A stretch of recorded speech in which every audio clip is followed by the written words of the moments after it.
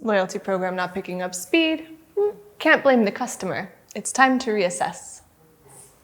I'm wearing red to represent red flags.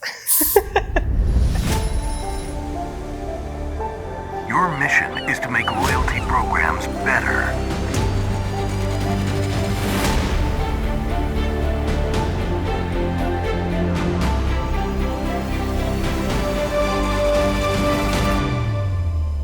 Mission Loyalty.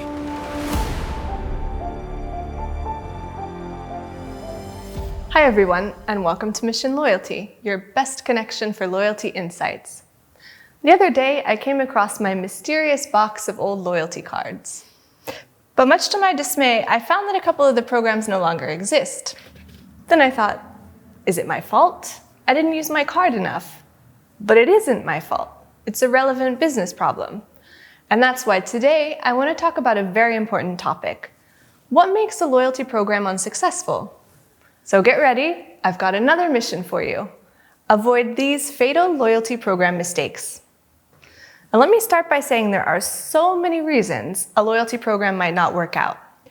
Loyalty experts and loyalty program users tend to agree that loyalty programs fail because they're too generic, too complicated, they don't offer any value after sign-up, ouch, or because of a lack of effort. Well, the good news is that these mistakes are easy to bounce back from when you know what to avoid. And let me add, this video is not just for people whose loyalty program may have failed.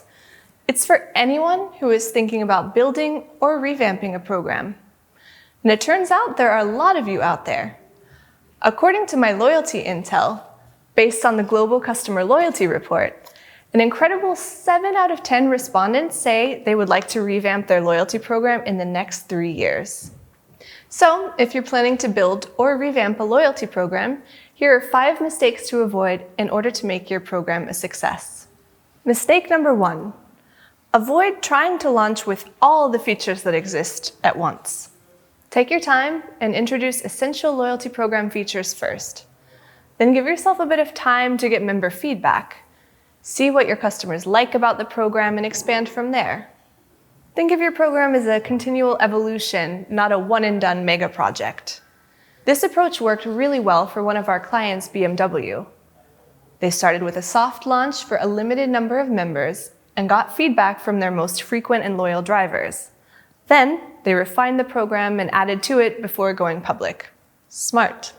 Mistake 2 is to avoid overcomplicating things. As a wise human once said, keep it simple.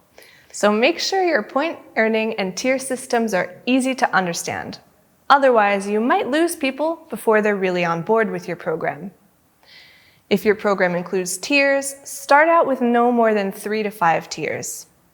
More than that, and you risk making the program feel a bit like rocket science.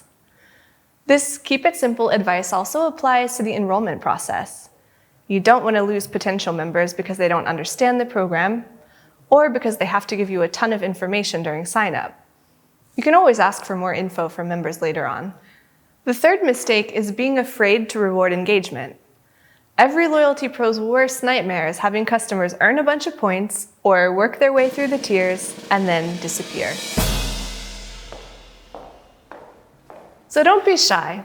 We know from experience that point balance reminder emails have one of the best open rates. That means people are genuinely curious about what opportunities your loyalty program has in store. And to divulge some top secret operational information, one of the KPIs we use internally to measure our clients' loyalty program health is the reward redemption rate. If customers are redeeming points and getting rewards, that's a sign of a healthy program.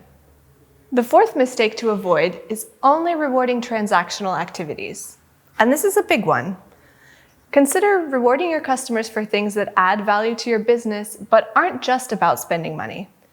In our recent North America Customer Loyalty Report, 87% of existing program owners said they're planning to reward non-transactional behavior in the next 3 years. So get in on the non-transactional train before this strategy becomes the standard.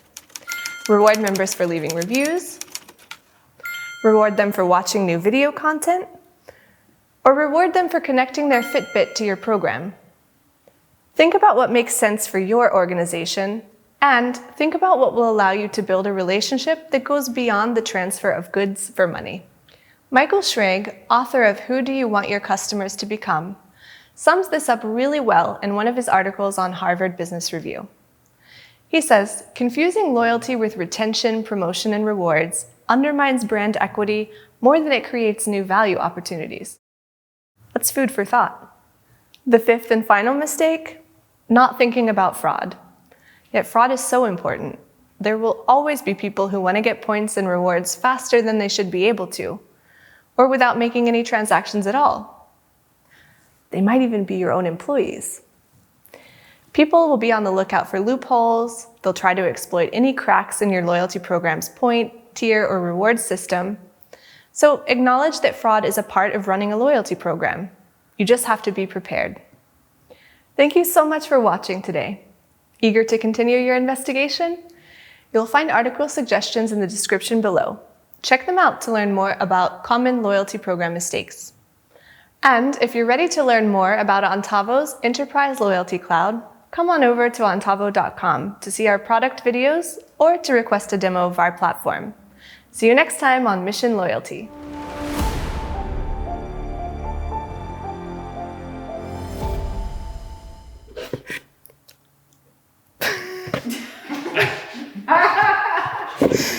Oh, God. All right, so I can just say that part into the camera? Yes. Okay. Action. I'm so sorry.